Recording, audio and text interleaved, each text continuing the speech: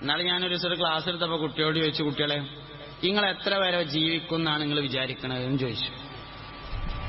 അപ്പൊ എല്ലാരും പറഞ്ഞു, ചിലർ പറഞ്ഞു 70, ചിലർ പറഞ്ഞു 63, ചിലർ പറഞ്ഞു 73. ആരും 80ന്റെ മേലക്കാണ് കയറിയില്ല. എന്തിനാ നമ്മൾ ഇത്ര കുറച്ച് ആഗ്രഹിക്കേണ്ട വല്ല കാര്യമുണ്ടോ? എന്താ ഇപ്പൊ ഒരു 110, 120 കണ്ട് ആലോചിച്ചാല് അള്ളാഹു തആല ഇജ്ജ് വല്ല അക്രമിയാണ്, 110 വരെ ജീവിക്കണം എന്ന് ആഗ്രഹിച്ചില്ലേ എന്ന് ചോദിക്കോ? ഇല്ലല്ലോ. വെറുതെ എന്തിനാ ആവശ്യമില്ലാത്ത നിൽക്കണത്? എപ്പോഴും ആഗ്രഹിക്കുമ്പോൾ നീട്ടി ആഗ്രഹിക്കണം. പഠിച്ചോനെ ഒരു 3 സെന്റ് സ്ഥലവും അതിൽ ചെറിയ ഒരു ഓടിട്ട പെരയും തരണേന്നൊന്നും പഠിച്ചോനോട് പറയരുതേ. 45 സെന്റ് സ്ഥലവും എല്ലാരെയും പോലെ 2 നിലയുള്ള ഒരു വലിയ ബിൽഡിങ്ങും അതിന്റെ മുറ്റത്തൊരു ഇന്നോവ കാറും തരണേന്ന് തന്നെ ദോരക്കണം. ഇഷ്ടം പോലെ പഠിച്ചോന്റെ അടുത്തുണ്ട്. ചോദിച്ചാൽ അവൻ തരാന്ന് പറഞ്ഞത് പറ്റിക്കാൻ വേണ്ടി പറഞ്ഞതല്ല, തരാൻ വേണ്ടി പറഞ്ഞത് തന്നെയാണ് ചോദിക്കായിട്ടാണ്. അപ്പോ വയസ്സാവുമ്പോ ഞാൻ ദണ്ണത്ത് കിടക്കുമ്പോ മരുന്നെടുത്ത് തരാൻ ആള് വേണമെന്നും നമ്മൾ മനസ്സ് കണക്കൂട്ടിയാൽ അങ്ങനെ തന്നെ സംഭവിക്കും. എന്തിനാ അങ്ങനെ കണക്കൂട്ടേണ്ട ആവശ്യം? അതിന്റെ ഒരു ആവശ്യമില്ലല്ലോ. പിന്നെ പള്ളത് സ്വത്തും മുതലിനും ഒരു അനന്തരാവകാശി വേണ്ടേന്നാണ്. അനന്തരാവകാശി ഉണ്ടായില്ല എന്ന് വെക്കുക, ആരുമില്ല മരിച്ചപ്പോ. അവസാനം തഹസിൽദാർ വന്നിട്ട് അതിന്റെയൊക്കെ കണക്കെടുത്തുങ്ങാണ്ട് ഗവൺമെന്റ് കണ്ട് കെട്ടിക്കൊണ്ടുപോയി. എന്നാൽ നമ്മൾ ഖബർ കിടക്കുന്ന സമയത്ത് മുങ്കർ നക്കീർ അലൈഹിസ്സലാം വന്നിട്ട് ഇരുമ്പിന്റെ ദണ്ടും കയ്യിൽ പിടിച്ചിട്ട്, ഇജ് കുറെ മുതലുണ്ടാക്കിയിട്ട് ഗവൺമെന്റിക്ക് കൊടുത്ത് വന്നിക്കല്ലേ എന്ന് ചോദിച്ചുങ്ങാണ്ട് അടി കിട്ടുമോ? ഇല്ലേ. അത് നമുക്ക് വെറുതെ ആവശ്യമില്ലാതെ തോന്നിയതാണ്, ഒന്നും വരില്ല, അത് വെറുതെ തോന്നിയതാണ്, അതുകൊണ്ടൊന്നും കാര്യമില്ല. പിന്നെ ജീവിതകാലത്ത് അത് ഉപയോഗപ്പെടുത്താൻ പറ്റിയ നല്ല കാര്യമാണ്. 2 വകുപ്പുകൾ ചെയ്തമാതിരി 2 വകുപ്പുകൾ ചെയ്തു, നല്ല കാര്യമാണ്, വളരെ നല്ല കാര്യമാണ്. അള്ളാഹു അതിന്റെ മിസ്ര സവാബിനെ അവരുടെ ഖബറിലേക്ക് എത്തിച്ചു കൊടുക്കട്ടെ. അതിന്റെ ഒരു മദദിനെയും അതിന്റെ ഒരു നൂറിനെയും അവരുടെ ഖബറിലേക്ക് അള്ളാഹു എപ്പോഴും നിലനിർത്തട്ടെ. നല്ല കാര്യമാണ്. മുതലിന്റെ ഏറ്റവും വലിയ ഉപകാരം എന്താ? മുതലിന്റെ ഏറ്റവും വലിയ ഉപകാരം ആശുപത്രി കൊടുക്കലല്ല, പെരകയറ്റലല്ല, സ്വതക്ക ചെയ്യലാണ് പണത്തിന്റെ ഏറ്റവും വലിയ ഉപകാരം. കൂട്ടത്ത് പറഞ്ഞേ ഉള്ളൂ. വാസ്തവത്തിൽ നമുക്ക് പണം വേണം, പക്ഷെ പണത്തിന്റെ ഉപകാരം എന്താണെന്ന് അറിയില്ല എന്നതാണ്. ചരിത്രം മൊത്തം നിങ്ങൾ പരിശോധിച്ചു നോക്കി. ലോകത്ത് മുതലാളിയായ ഏതെങ്കിലും മുതലാളി ഉണ്ടോ? ഓനോ ഓന്റെ വാപ്പാന്റെ വാപ്പേ സ്വതക്ക കൊടുക്കാതെ മുതലാളിയായിട്ടില്ല. ഇതൊരു വലിയ സത്യമാണ്. കാരണം 1ന് 10 കിട്ടുന്ന ബിസിനസ് സ്വതക്കല്ലാത്ത വേറൊരു ബിസിനസ്സും ഇല്ല. 14%, 17% പലിശ കിട്ടിയാല് 10 ഇരട്ടിയാവൂല. 100% എന്ന് പറഞ്ഞാൽ 2 ഇരട്ടിയാണ്. 1,00,000ന്റെ 100% എന്ന് പറഞ്ഞാൽ 2 ലക്ഷം ആവുള്ളൂ, 10 ലക്ഷം ആവൂല. 1ന് 10 ഇടുന്നത് സ്വതക്ക മാത്രമേ ഉള്ളൂ, വേറെ ഒരു ഇടപാടും അങ്ങനത്തെ ഇല്ല. പക്ഷെ എന്തേ കാര്യം? കിട്ടുമെന്ന് പറഞ്ഞത് മുത്തുനബിയാണ് എന്നുള്ള ഈമാൻ നമുക്ക് ഉണ്ടായില്ല എന്നുള്ളതാണ് പ്രശ്നം. 1ന് 10 കിട്ടുമെന്ന് പറഞ്ഞത് മുഹമ്മദ് നബി സല്ലല്ലാഹു അലൈഹി വസല്ലം തങ്ങളാണ് എന്നും അത് വഹയിന്റെ ഇൽമാണ് എന്നും വിശ്വസിക്കാൻ നമുക്ക് കഴിഞ്ഞില്ല എന്നതാണ് യഥാർത്ഥത്തിൽ പ്രശ്നം. ഒരു മനുഷ്യന് തന്റെ ഹിസാബ് ബോധ്യപ്പെടുന്നത് 3 സമയത്താണ് എന്നാണ്. ഒന്ന് മരിക്കണ നേരത്ത്. മരിക്കുമ്പോൾ ഒരു ഹിസാബുണ്ട്. അതെങ്ങനെ ഹിസാബ്? ജീവിതത്തിൽ കഴിഞ്ഞുപോയ എല്ലാ സംഭവങ്ങളെയും ഒരിക്കൽ കൂടി കാണിച്ചു കൊടുക്കുന്നതാണ് മരിക്കുമ്പോഴുള്ള ഹിസാബ്. ചെറിയ കുട്ടിയായി ഉമ്മാന്റെ വയറ്റെന്ന് വന്നതും വാപ്പാന്റെ കയ്യും പിടിച്ചുങ്ങാണ്ട് മദ്രസക്ക് പോയതും ഉസ്താദ് അലിഫ് എന്ന് എഴുതി തന്നതും അങ്ങനെ തുടങ്ങി കണ്യത്ത് ഉസ്താദിന്റെ ഉറൂസിന് പോയത് ഉൾപ്പെടെയുള്ള എല്ലാ കാര്യങ്ങളും ഒറ്റടിക്കൊന്നിങ്ങനെ മനസ്സിലിങ്ങനെ വന്നു പോകും. അതൊരു ഹിസാബാണ് മരിക്കണ നേരത്ത്. വേറൊരു ഹിസാബുണ്ട്, അവന്റെ ഖബറിൽ വെച്ചാണ് അത് നടക്കുന്നത്, ബോധ്യപ്പെടുത്തലാണ്. ഖബറിൽ ചോദ്യം ചെയ്യാൻ 2 മലക്കുകൾ വരും, മുൻകർ നക്കീർ അലൈഹിസ്സലാം. അവര് ചോദ്യം ചോദിക്കുമ്പോ അതിന്റെ ഉത്തരം കിട്ടിയാൽ ഏകദേശം മനസ്സിലാവും ഞാൻ പെങ്ങട്ടാ പോണത്. മരിക്കുമ്പോ മനസ്സിലാവും, അത് കഴിഞ്ഞാൽ പിന്നെ ഖബറിലെത്തിയാൽ മനസ്സിലാവും ഞാൻ എങ്ങട്ടാ ഏകദേശം പോവുക. മൂന്നാമത്തതാണ് ഒറിജിനൽ ഹിസാബ്. കല്ലാ ഇദാ ദുക്കത്തിൽ അർളു ദക്കൻ ദക്ക വജാഅ റബ്ബുക വൽ മലകു സഫൻ സഫാ വജീഅ യൗമഇദിൻ ബിജഹന്നമ യൗമഇദിൻ യതദക്കറുൽ ഇൻസാനു വഅന്നാ ലഹു സിക്റാ. ആകാശത്തെയും ഭൂമിയെയും പൊടിപൊടിയാക്കപ്പെട്ടു. മനുഷ്യരും മലക്കുകളും മഹ്ശറയിൽ അണിയണിയായി സഫൻ സഫായിട്ട് വരി നിന്നു. അല്ലാഹു റബ്ബുൽ ഇസ്സത്ത് വിചാരണയ്ക്ക് വേണ്ടി അങ്ങോട്ട് ഹാജരായി. ഒറിജിനൽ വിചാരണ, ഒറിജിനൽ ഹിസാബ്. ആ സമയത്താണ് നന്മതിന്മകൾ എഴുതുന്ന ഏട് കൊടുക്കുക. അതിനു മുമ്പ് നരകത്തെ 70,000 ചങ്ങലകളിൽ ബന്ധിച്ചുകൊണ്ട് ഓരോ ചങ്ങലയിലും 70,000 മലക്കുകൾ പിടിച്ചുകൊണ്ട് മഹ്ശറയിലേക്ക് കൊണ്ടുവരപ്പെടും. വജീഅ യൗമഇദിൻ ബിജഹന്നമ യൗമഇദിൻ യതദക്കറുൽ ഇൻസാനു വഅന്നാ ലഹു സിക്റാ. ജഹന്നമാകുന്ന നരകത്തെ ചങ്ങലയിൽ ബന്ധിച്ചുകൊണ്ട് മഹ്ശറയിലേക്ക് കൊണ്ടുവരും. ഇളകി മറിയുന്ന ആ നരകത്തെ മുന്നിൽ നിർത്തിയാണ് ഒറിജിനൽ ഹിസാബ് നടത്തുന്നത്.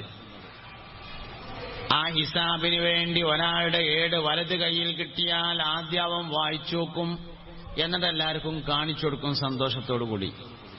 അവൻ അവന്റെ ബന്ധുക്കളിലേക്ക് സന്തോഷപൂർവം ചെന്നു ചേരും എന്ന് ഖുർആൻ.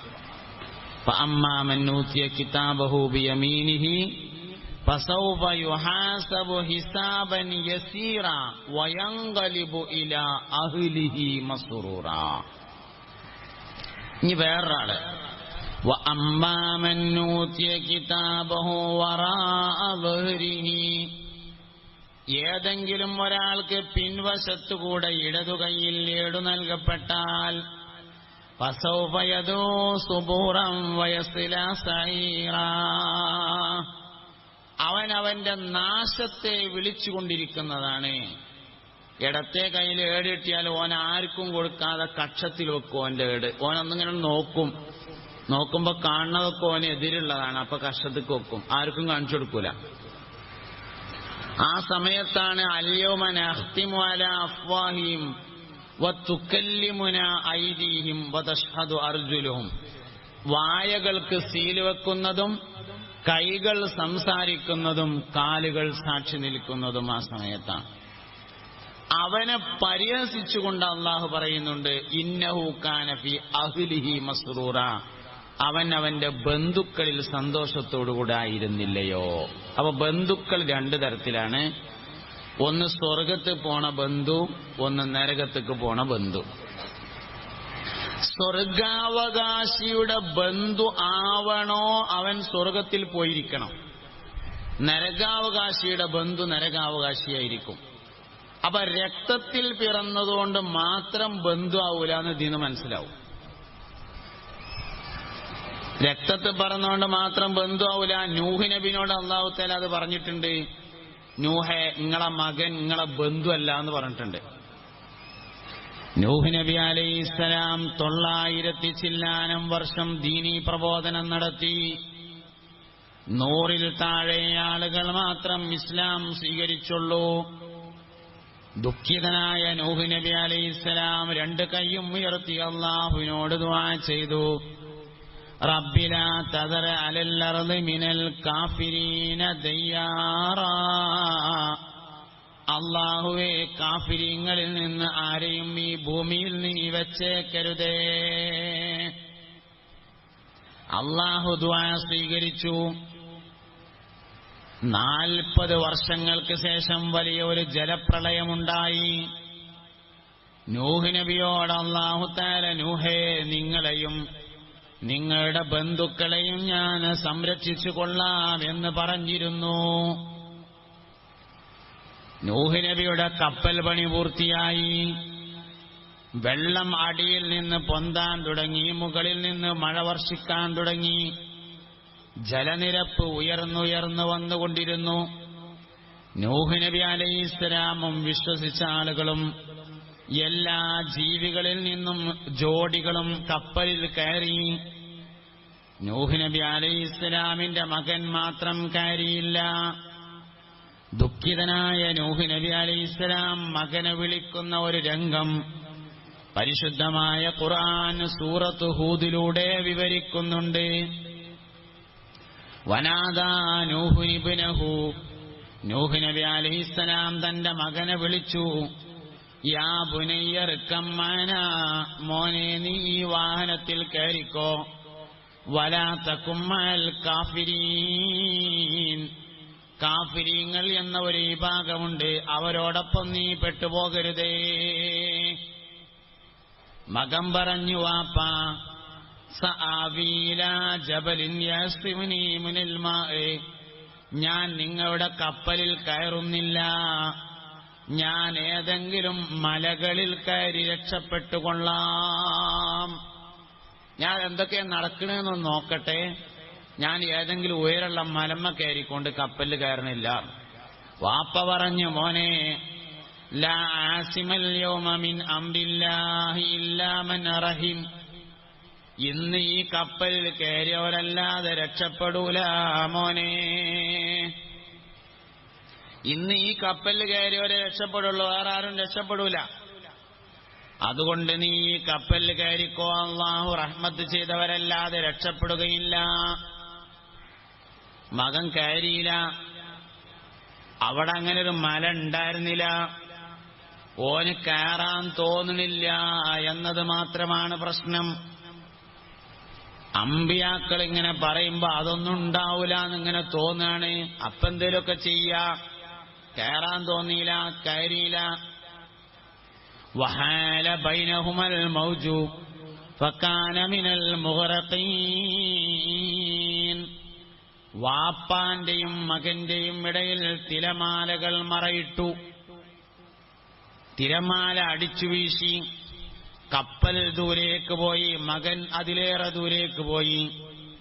കനാനിന്റെയും നൂഹ് നബി അലൈഹിസ്സലാമിന്റെയും ഇടയിൽ കപ്പൽ മറയിട്ടു, തിരമാലകൾ മറയിട്ടു. വെള്ളം വീണ്ടും ഉയർന്നു വന്നു.